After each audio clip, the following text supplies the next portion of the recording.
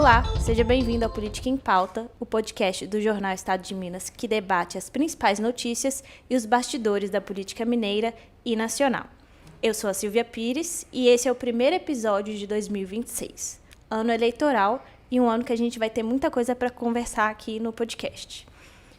Agora, em janeiro, o Legislativo está em recesso, a maioria dos parlamentares estão de férias, apenas com algumas atividades funcionando ainda. E quem também está de férias aqui do podcast é a Alessandra Mello, nossa colega, que tirou aí um merecido descanso. Mas quem segue aqui com a gente é o também repórter de política Andrei Megre, que está aqui hoje com um visual novo. Seja bem-vindo, Andrei. Obrigado, Silvia. Um ótimo 2026 para nós. E a gente recebe aqui hoje também como convidado, estreando oficialmente como repórter de política, o Denis Lacerda, que já participou muitas vezes aqui do podcast, foi meu colega na editoria de cidades e agora vem para reforçar a equipe de política. Seja bem-vindo, Denis. Obrigado, Silvia. Obrigado, Andrei. Obrigado, pessoal de casa. Como eu falei no início, o Legislativo está de férias, mas algumas atividades seguem funcionando. Entre elas, o trabalho da comissão na Câmara Municipal, que vai debater a cassação do vereador Lucas Ganem. Ontem, na quinta-feira, dia 8 de janeiro, foi o primeiro encontro que eles tiveram, que marca o início desses trabalhos. E a gente vai falar aqui hoje um pouco dos próximos passos desse processo que pode ou não resultar na cassação do mandato do Lucas Ganem.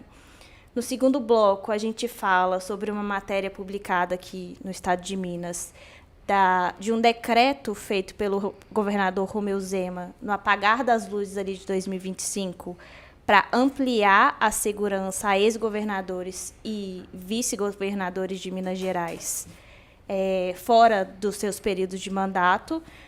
E ele fez isso ali 4 meses antes de deixar o cargo para poder se dedicar à corrida presidencial. A gente vai comentar um pouquinho sobre esses desdobramentos, como que essa decisão foi recebida, principalmente na Assembleia Legislativa.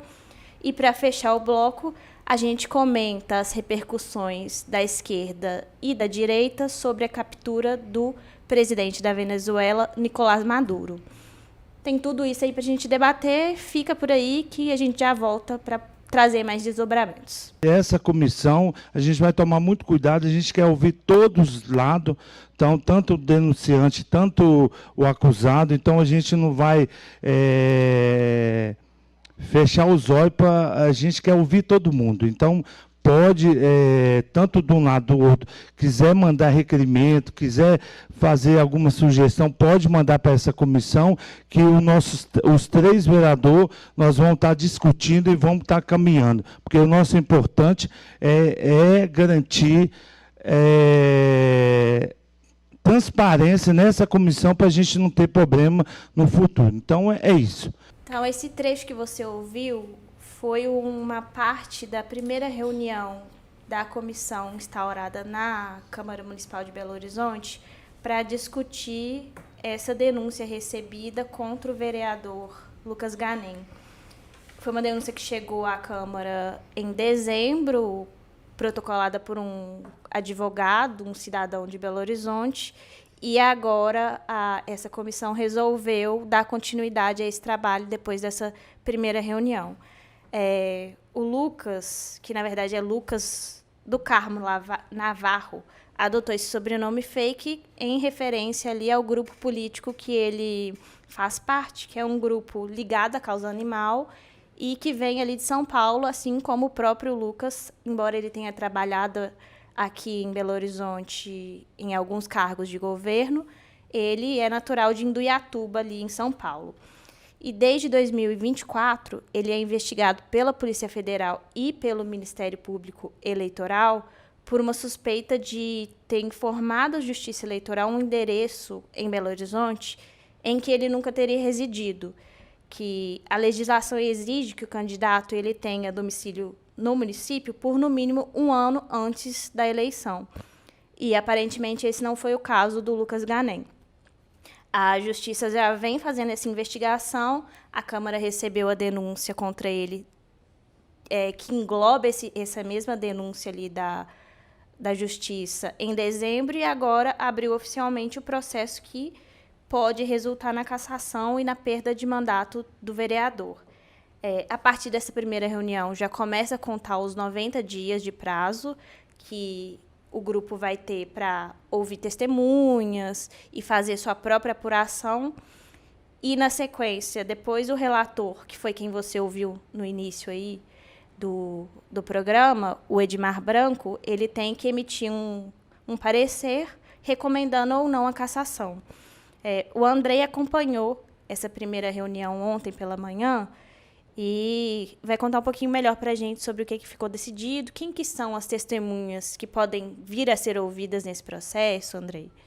Então, foi uma primeira reunião feita meio às pressas ali, para eles poderem ter tempo de processar os requerimentos, né? Porque depois de requerer a participação de pessoas para serem ouvidas ali pela comissão, essas pessoas precisam responder os requerimentos. Então, para cumprir esse tempo, os vereadores se reuniram ainda no início do ano, mesmo durante o recesso, e pediram a participação, primeiramente, das 2 pessoas que residiam no apartamento em que o Ganem dizia morar, no bairro Trevo, né, na região da Pampulha, aqui em Belo Horizonte, que foi onde a Polícia Federal foi até o local e identificou, junto com essas 2 pessoas, que ele nunca tinha morado, eles nem sabiam de quem se tratava o vereador.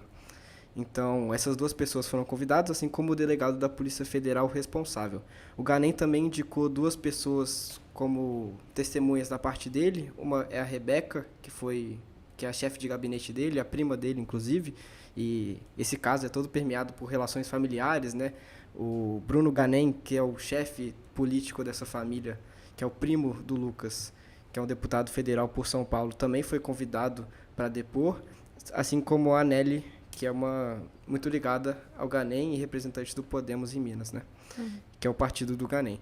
E é importante falar também, esclarecer, a gente já falou sobre isso em outros episódios, mas para deixar completo, né, que a Justiça Eleitoral já pediu a cassação do Ganem, mas ainda existem recursos, por isso que a Câmara está fazendo esse processo paralelo. Então...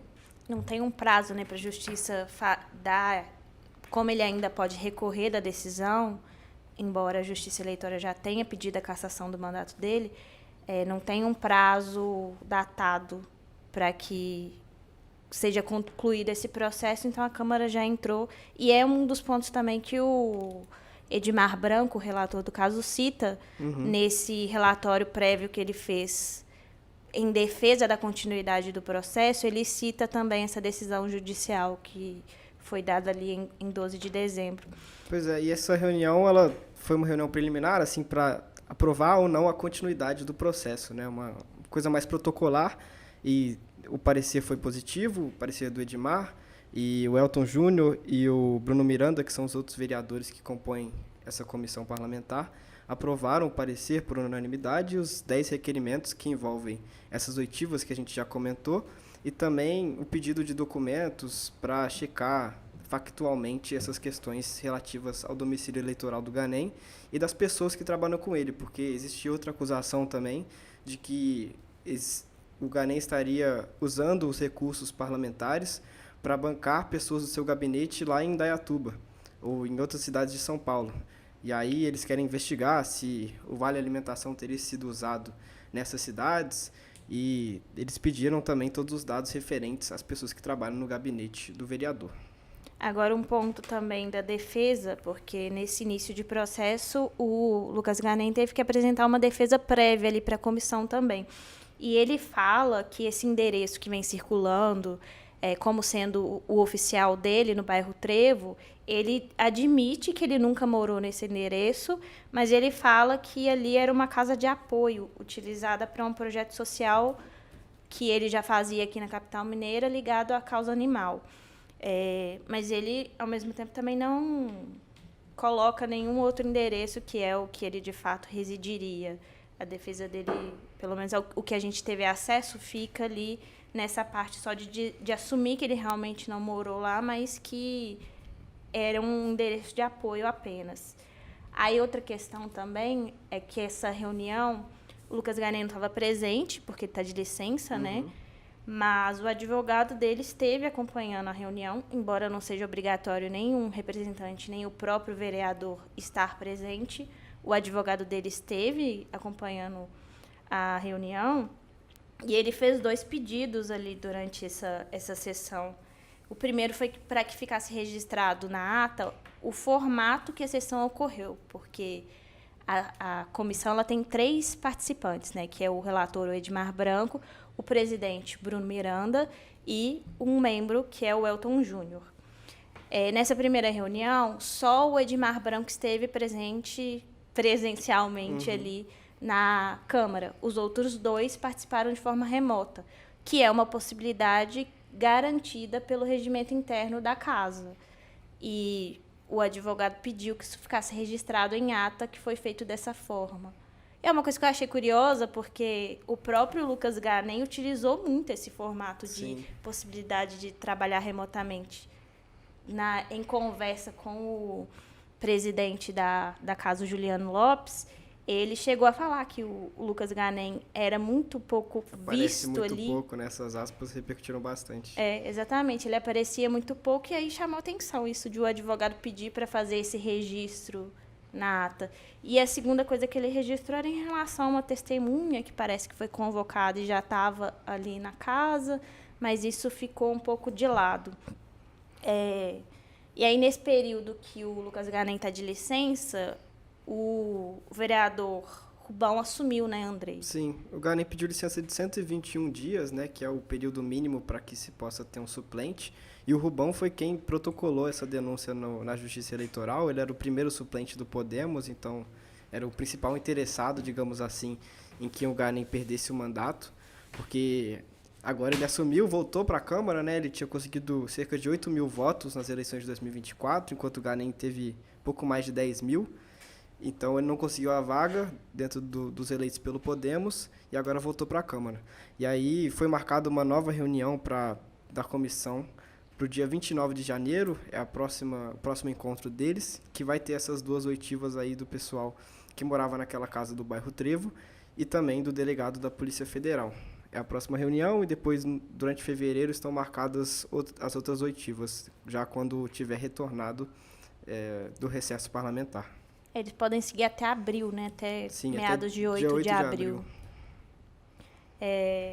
Acho que um outro ponto interessante também dessa questão do Rubão assumindo, né, a vaga ali na Câmara, o Rubão ele é aliado de um grupo político que é chamado de Família Aro, né? Então, que é o grupo ligado ao Marcelo Aro, o secretário de governo do Zema. Então, é mais um aliado que volta aí ao Legislativo, como é o caso do Juliano Lopes também, o presidente da Câmara Municipal. É mais um aliado da família Aro voltando, integrando ali esse grupo dentro da Câmara Municipal de Belo Horizonte. E com muita boa relação com o prefeito Álvaro Damião, né? Inclusive, o Rubão era o secretário de esportes, teve que deixar a secretaria. E enquanto isso acontece, quem assumiu foi o Bernardo Correia, que era o secretário adjunto dele. Segundo o Rubão me contou, eles ainda não pretendem tomar uma decisão para um novo secretário definitivo, enquanto o processo do Ganem está correndo, que vai ficar o Bernardo mesmo. E caso o Rubão tenha que deixar o mandato para o Ganem voltar a assumir, aí sim eles querem manter essa possibilidade, não querem contratar alguém efetivo para a secretaria nesse momento. E um ponto interessante também sobre toda essa discussão em torno da cassação ou não do Ganem é dentro do próprio Podemos, porque a gente falou sobre essa questão de serem aliados ali da família Aro. Esse processo todo mostra um pouco o descompasso que o Podemos tem internamente nessa gestão nacional e estadual. E eu falo isso assim, citando até o exemplo do senador Carlos Viana, que é do mesmo partido. Quando ele foi concorrer na eleição municipal aqui para prefeito, ele, que costuma alinhar todas as questões partidárias direto com a gestão nacional, teve um embate direto ali com a Nelly Aquino, que é a presidente aqui do partido em Minas Gerais, em relação a quem seria o nome da vice dele. Ele bateu o pé que ele queria a Kika da Serra, enquanto a Nelly Aquino já tinha firmado a Renata Rosa, que era uma militante também da parte dos direitos das pessoas com mobilidade reduzida. E o nome da Renata Rosa já estava até estampado nas comunicações, nos botões, toda a comunicação da campanha dele. enquanto ele continuava batendo o pé e falando com a imprensa que não seria, indo contra ali o que a Nelly Aquino estava falando. Então, mostra um pouco esse descompasso que existe ali internamente também, dentro do próprio Podemos ali. Sim. Mas aí, agora, a cassação do Lucas Ganem, cassação ou não, né? Tem esse prazo de 90 dias e eles vão ouvir as testemunhas, o próprio Lucas Ganem vai ser ouvido, os servidores. Eles têm até o dia 8 de abril para concluir esse processo. Na finalização, o Edmar Branco tem que apresentar o seu parecer, recomendando ou não a cassação. E quem vai decidir, quem vai dar a palavra final é o plenário. Então, da mesma forma como foi feito para abrir o processo, também vai ter que ser repassado aos vereadores a votação para decidir se ele perde ou não o mandato. A tendência que a gente está observando é que a cassação vai ser aprovada, né, pelas declarações que a gente ouviu nos últimos meses e também pela postura dos vereadores quanto a um vereador forasteiro, né, como tem sido chamado, que é algo que tem incomodado, assim, pessoas que construíram a carreira inteira política em Belo Horizonte, enxergando uma pessoa vir de fora e até fraudar o domicílio eleitoral para construir uma carreira política em Belo Horizonte tem incomodado muitos vereadores. Então, provavelmente, eu acredito que a cassação vai ser aprovada aí nesse período. Vamos ver. Cenas dos próximos capítulos, a gente deve voltar também a falar sobre isso por aqui. Olha só essa matéria aqui, ó. Zema amplia a segurança policial para ex-governadores, inclusive para ele que está renunciando ao mandato. E a imprensa está me perguntando, como eu lidero pesquisa para governo esse ano, o que eu acho desse decreto. Primeiro, eu acho que o Zema, né, como político, como governador, ele sempre falou que vai combater privilégio. Isso é só mais um privilégio. E eu acho o seguinte, quando a gente é político aqui, a gente está em campanha, a gente anda no meio do povo, a gente abraça o povo. Aí depois que vira político, tem que ter segurança. Aí depois que também não é mais político, tem que ter segurança. Que medo é esse do povo? Eu não consigo entender. Quando você faz um bom mandato, um bom trabalho, você não precisa ter medo do povo, não. Que o povo te respeita. Então o que eu quero dizer é o seguinte, se caso eu vier candidato a governador e ganhar a eleição, se deixar eu ser candidato a governador e ganhar a eleição, pode ter certeza que eu vou derrubar esse decreto. Eu vou deixar essa reflexão aqui para você, eleitor, para você que é o patrão, para você abrir a mente. Você elege um político para ele te dar o quê? Saúde, educação e segurança. Te faço uma pergunta, você tem segurança? Não, você tem segurança. Mas esse mesmo político, ele não te dá segurança e assim que acaba o mandato dele, ele quer segurança para ele, você pagando. E olha que revolta, que deveria revoltar todo o povo brasileiro. Você paga ele para fazer campanha, você paga ele durante o mandato e depois que acaba o mandato, ele quer que você pague a segurança para ele. Governador, faça consulta pública e pergunta o patrão, que é o povo, se ele quer dar segurança para ex-governadores. Vamos para cima, tamo junto. Você ouviu agora o senador Cleitinho Azevedo comentando o decreto assinado pelo governador Romeu Zema, que ampliou os benefícios de segurança destinados a ex-governadores e ex-vice-governadores de Minas Gerais. Essa matéria foi publicada aqui no estado de Minas pelo Vinícius Prates, que não pôde estar presente aqui com a gente hoje, mas a gente vai comentar um pouquinho as repercussões desse decreto e dessa matéria depois de que isso veio à tona. O decreto ele foi publicado no dia 31 de dezembro e é uma assinatura ali do governador Romeu Zema, que reorganiza a estrutura do gabinete militar do governador. O que isso quer dizer? Os ex-governadores eles têm direito ali a uma proteção depois que eles saem do cargo. Essa proteção, até então, era de 1 ano e poderia ser estendida sem regras muito claras. Dependia ali de uma avaliação interna. Agora, com a publicação desse decreto, a proteção passa a ser de 2 anos depois que a ex-autoridade sai ali do cargo e ela pode ser estendida por mais 2 anos se tiver o aval do governador em exercício. A questão, a gente começa a discutir nesse ponto em específico, entre os candidatos que a gente tem hoje ao governo de Minas, está o vice-governador Matheus Simões. Sim.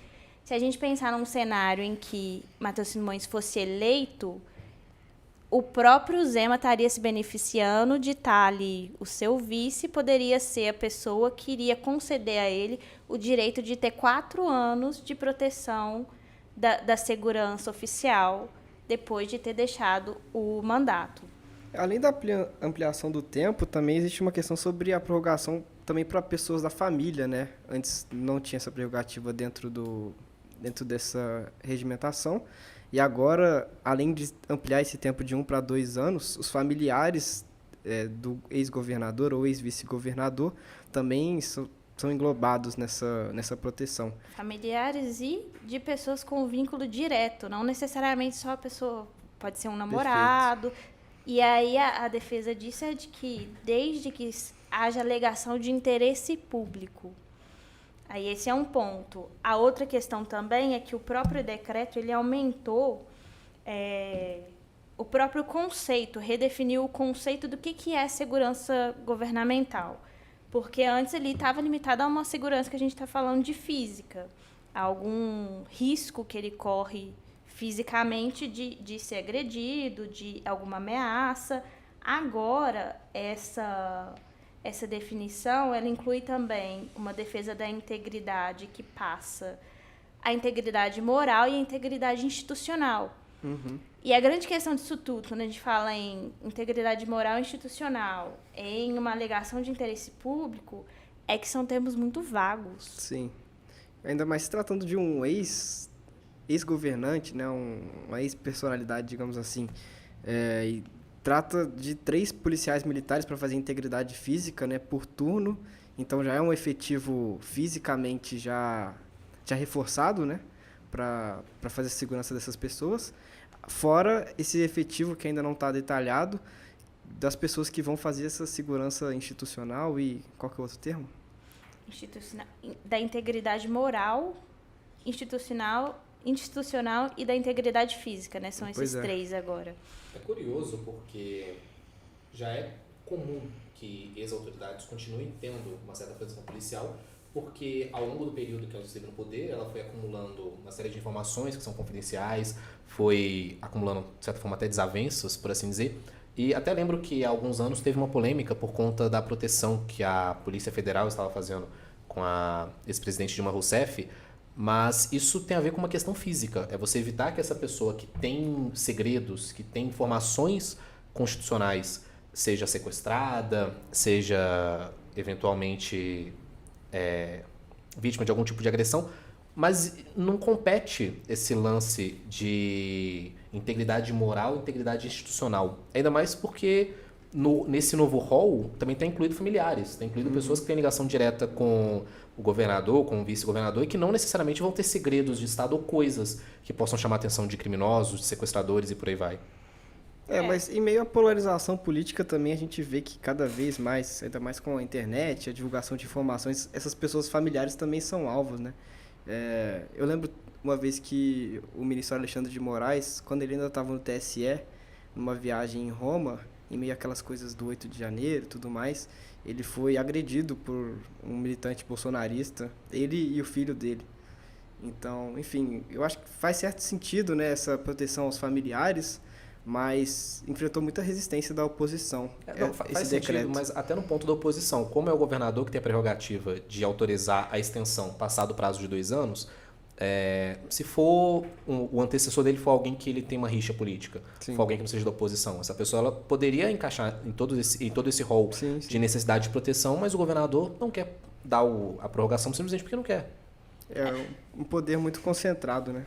Exato. O que o governo alega é que esse decreto ele não cria novos benefícios, que ele junta outros 2 decretos que estavam ali separados, então ele faz essa junção desses 2 e esses foram revogados para que se fechasse esse único decreto em cima disso.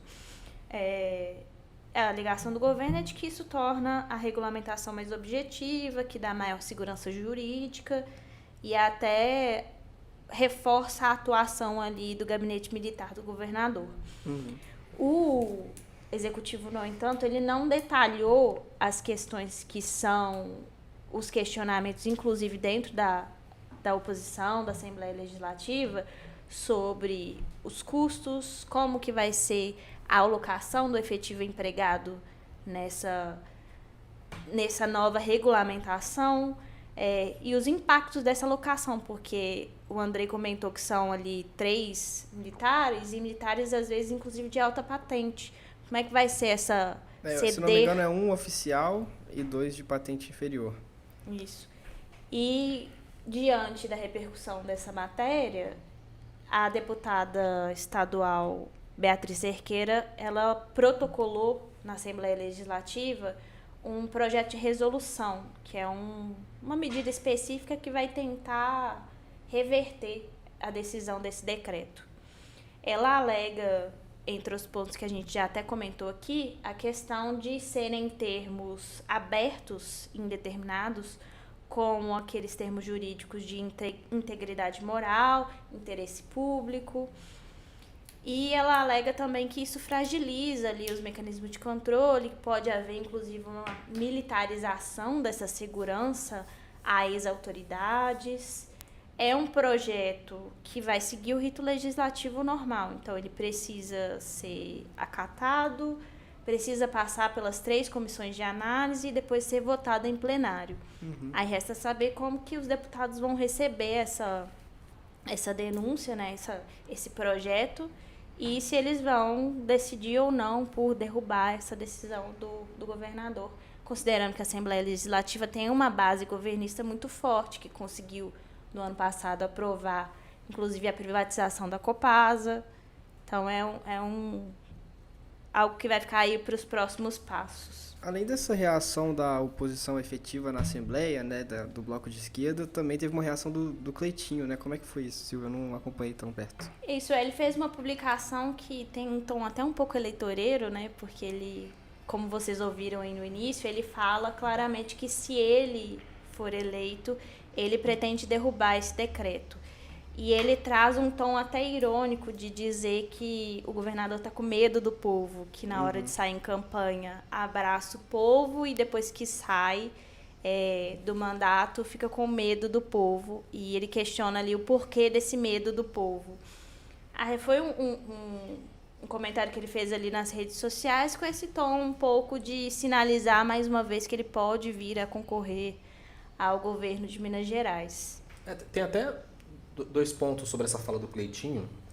O primeiro deles é que existe até uma questão jurídica, né? Porque a partir do momento que o decreto está valendo, numa hipotética situação onde o Cleitinho foi eleito em cima do Matheus Simões, que está sendo colocado como candidato do governo. Se o decreto já estiver valendo, em teoria o Zema ele terá que ser beneficiado, porque você não pode retroagir um direito. Tem essa questão. E a outra, e é nisso que acaba pegando muito no calo do Zema, digamos assim, é que desde que ele foi eleito, ele sempre teve uma agenda de redução de custos do Estado, sempre teve uma agenda de privatização, de corte de gastos, mas ele, todo esse tempo, ele recebeu muitas críticas por conta de decisões que parecem ser em benefício próprio. Então, ele é um governador visto como entreguista, como alguém que privatiza excessivamente, como alguém que faz muitos cortes de gastos, mas ele aumentou o próprio salário em cifras muito altas. E agora ainda tem esse projeto, onde ele vai ser beneficiado, sendo aprovado, ele vai ser beneficiado tendo uma proteção por mais tempo, tendo uma proteção reforçada depois que ele sair do cargo. Segundo o governo, não vai ter um impacto orçamentário, mas a oposição ainda questiona isso, quer ver os números de fato, né? Mas realmente é uma tendência do governador Romeu Zema, e também a gente vê o debate sobre segurança em diferentes aspectos. É como fala, um calcanhar de Aquiles do governador, né? Principalmente pela questão da recomposição salarial das forças de segurança, e agora a gente falando num outro aspecto da própria segurança dele.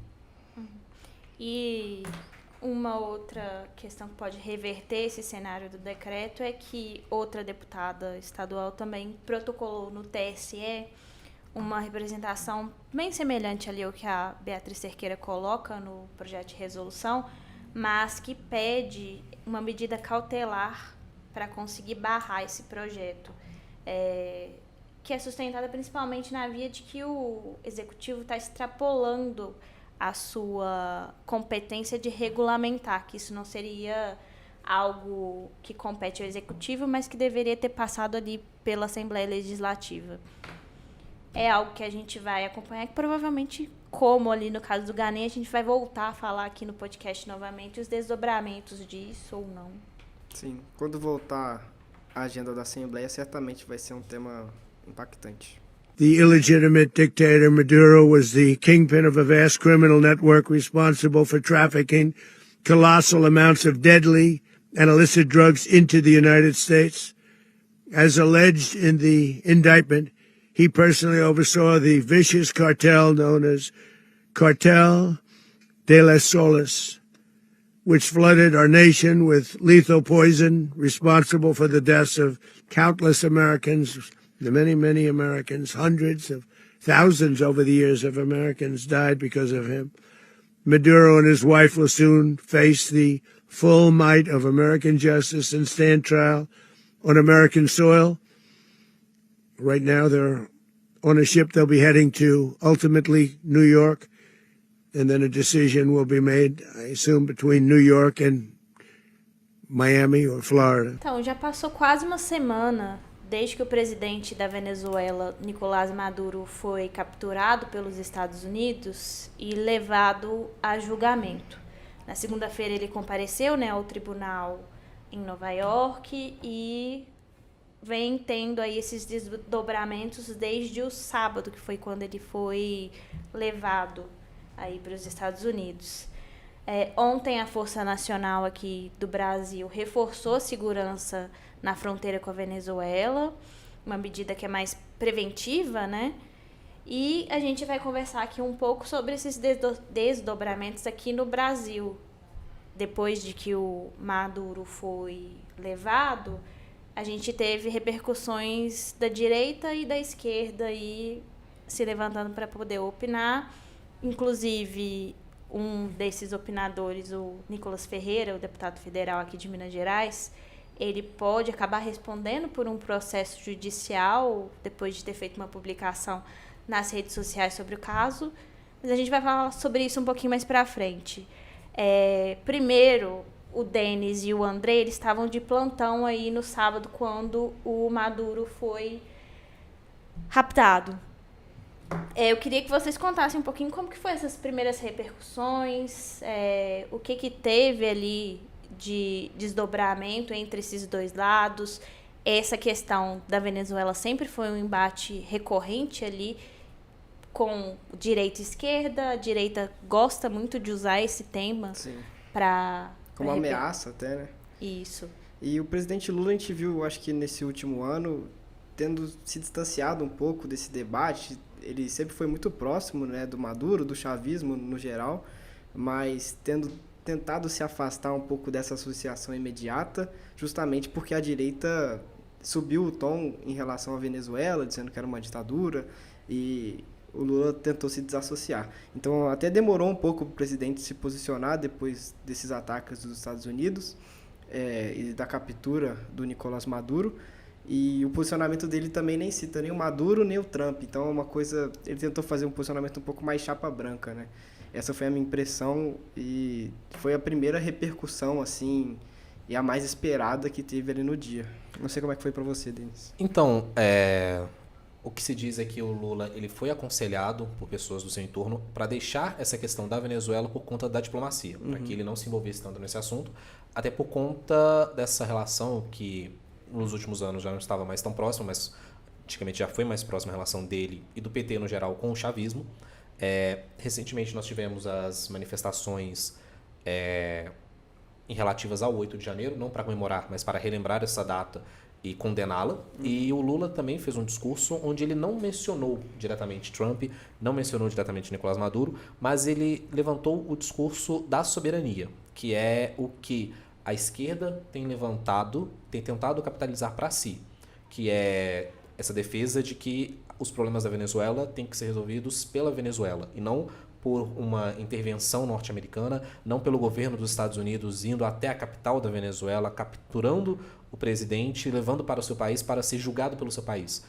O que está sendo discutido, o que está sendo levantado pela esquerda é de que isso foi um ataque à soberania nacional da Venezuela, que isso foi um ataque ao direito internacional, uma violação às leis do direito internacional, enquanto que do lado da direita, o que tem se defendido é que, olha, o povo venezuelano está feliz.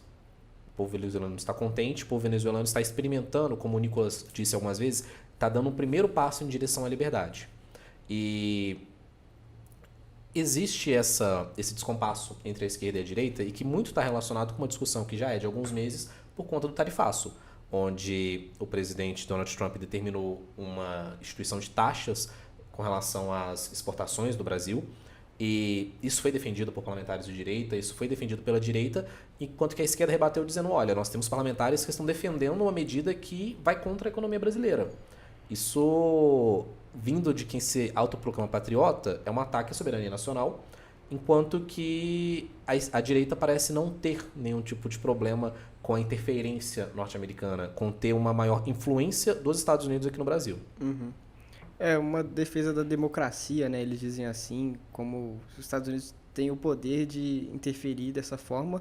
E na esquerda a gente viu até, acho que algumas interpretações diferentes dessa questão. Por mais que todos dentro da esquerda defenderam essa soberania da Venezuela, eu vi a Duda Salabert, por exemplo, dizendo que o Nicolás Maduro sim é um ditador, que sim, o povo venezuelano agora pode estar mais feliz por causa disso, mas que é perigoso que os Estados Unidos tenham esse poder de interferir no país do dia para a noite e mudar a sucessão. Até porque o Donald Trump depois falou que os Estados Unidos vão governar a Venezuela durante algum tempo, enquanto ele não determinou quanto tempo, como que vai ser, isso ainda vai ser discutido mais ao longo das próximas semanas.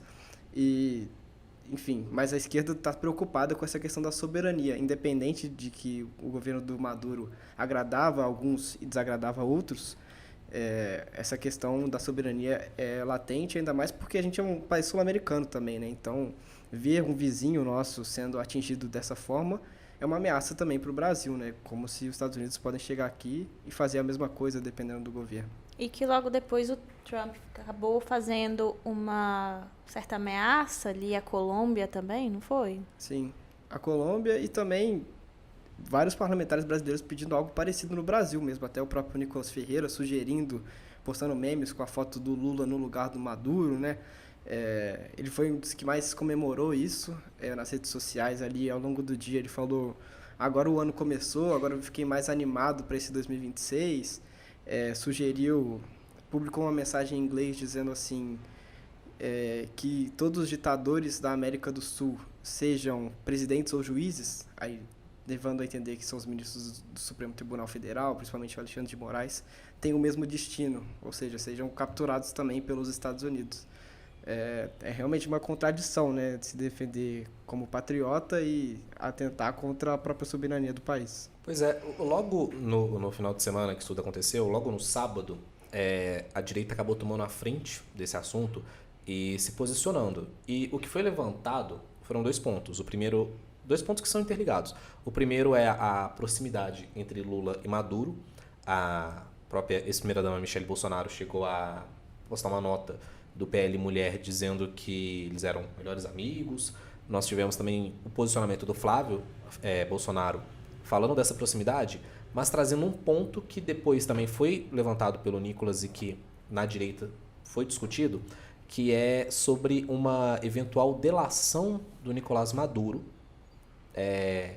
Chegaram até a convidar, a fazer esse convite, tipo, o Nicolás fez isso, falando, Maduro, delate o Lula, e como se no processo que o Maduro está respondendo nos Estados Unidos tivesse alguma relação com o Brasil, tivesse alguma relação com o presidente brasileiro, que não tem absolutamente nada a ver, assim.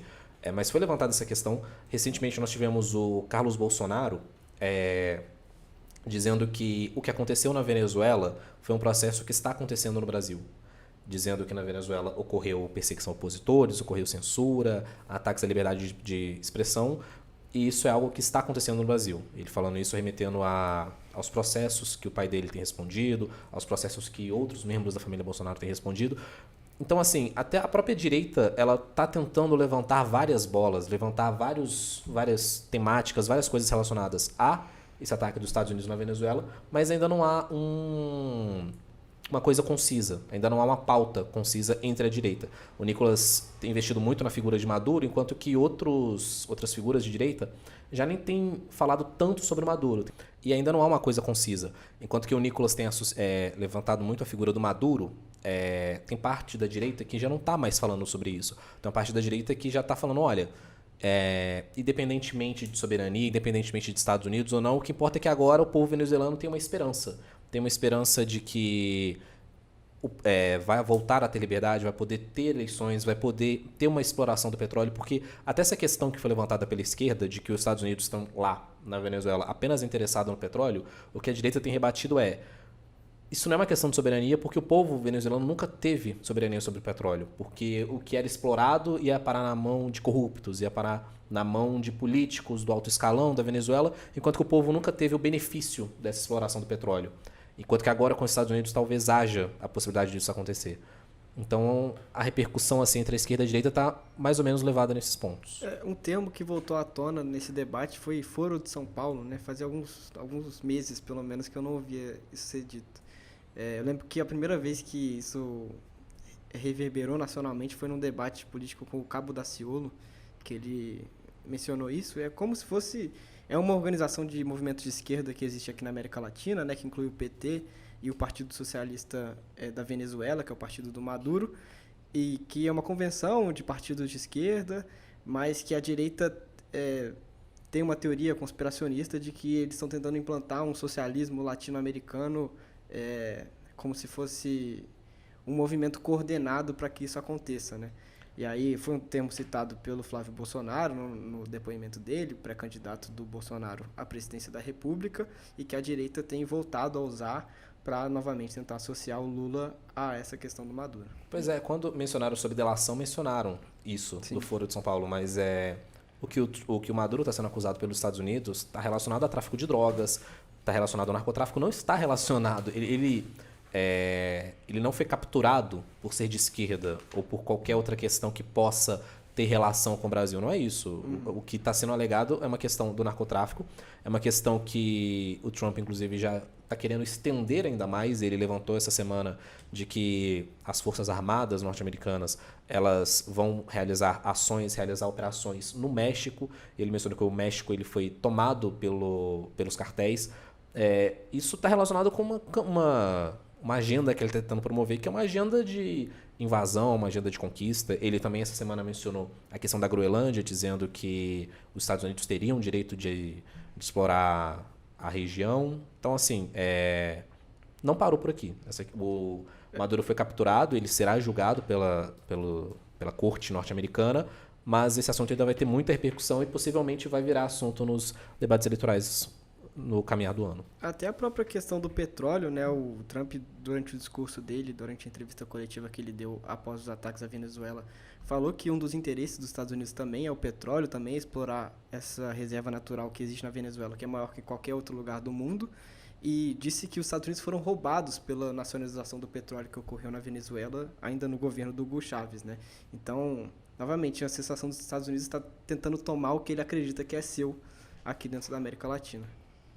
E essa questão de intervenção, o Nicolas esteve aqui em Belo Horizonte na segunda-feira, aproveitando algumas emendas que ele destinou à Santa Casa de BH em 2024, para puxar a imprensa para falar sobre esse assunto de Venezuela.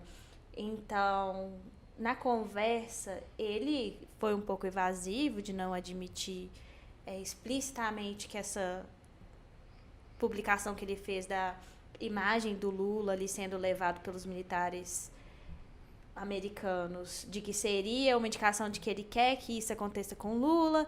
Ele não cita o nome do presidente, mas ele diz que queria que os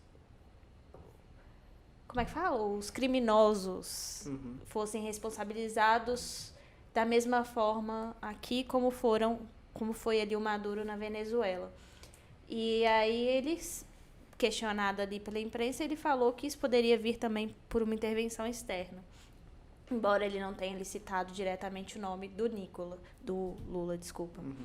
Mas a questão do Nicolas, que eu comentei no início, de que ele pode acabar respondendo por um processo, é que essa montagem que ele publicou nas redes sociais, acabou rendendo uma repercussão ali da base do governo.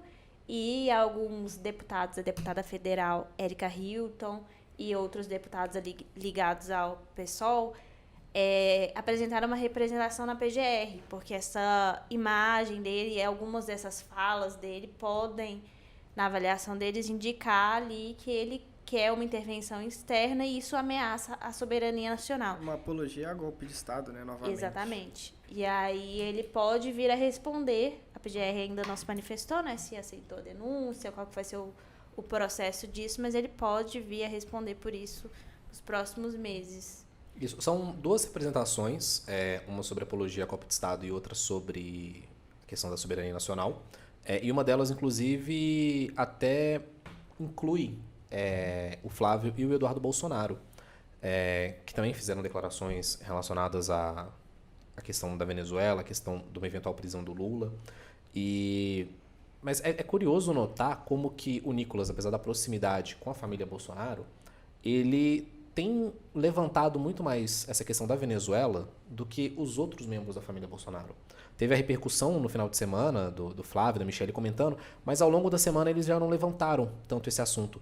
E talvez isso seja muito por uma questão do momento. Assim, a família Bolsonaro está muito preocupada com o Jair na prisão, com as condições que ele está lá na Polícia Federal, enquanto que, além disso, ainda tem a questão do próprio Trump, como que durante o processo do tarifaço deu-se a impressão de que em determinado momento ele abandonou o Bolsonaro, ele abandonou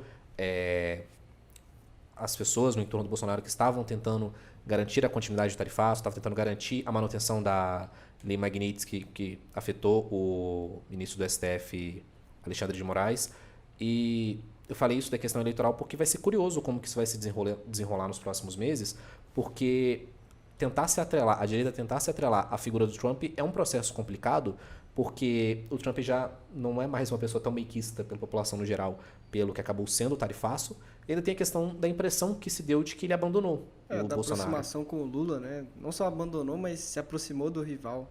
Mas embora ele tenha se aproximado do Lula, eu não sinto que ele vai ser uma figura de apoio ao Lula nas Sim, eleições. Concordo.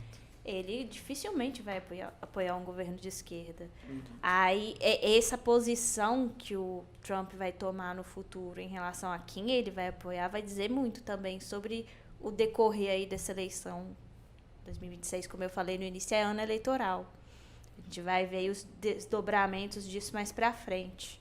Um apoio à candidatura do Lula ou qualquer candidatura de esquerda, eu acho que é algo virtualmente impossível. Mas, dependendo da maneira com que desenrolar a relação do Lula com ele, talvez ele até possa tentar manter uma postura mais neutra, ou às vezes não tentar diretamente apoiar um candidato, porque o próprio nome Bolsonaro não foi mencionado tantas vezes pelo Trump e por pessoas próximas ao Trump durante o tarifaço, e desde que parece que houve esse rompimento, que o Trump não quis mais apoiá-lo, não se comentou mais nisso. E ainda tem uma questão que é levantada, que é de que o Trump ele não gosta de quem baba o ovo dele. O Trump ele gosta, não que ele gosta, mas ele respeita mais quem o questiona. Nós tivemos essa semana uma declaração do presidente da Colômbia, onde ele proferiu muitas coisas muito negativas sobre o Trump e pouco depois houve um contato entre eles e as coisas parecem ter se amenizado. Então ainda tem essa questão. Quem questiona o Trump parece que tem mais a atenção dele do que quem quer a todo custo ter uma proximidade. Teve até uma declaração do ministro do Trump nessa semana, a semana passada, se não me engano, falando que ele não gosta de perdedores, né, dando a entender que ele não teria se desaproximado da família Bolsonaro após a derrota nas eleições e toda a questão da prisão, enfim. Então, eu acho que vai ter desdobramentos ainda em 2026 para ver se o Trump vai seguir nessa agenda de intervenção, mesmo que seja uma intervenção política, uma intervenção de apoio aqui no Brasil, apoiando algum candidato. Bom, a gente fica por aqui. Todas as matérias que a gente comentou aqui ao longo do episódio você pode acompanhar no em.com.br. Agradeço a presença do Andrei aqui. Obrigado. Agradeço também ao Denis pela participação. Seja bem-vindo para voltar Denis. mais vezes. Muitíssimo obrigado. Bom, o podcast fica disponível no YouTube e no seu tocador de podcast preferido. A gente volta na semana que vem. Até mais.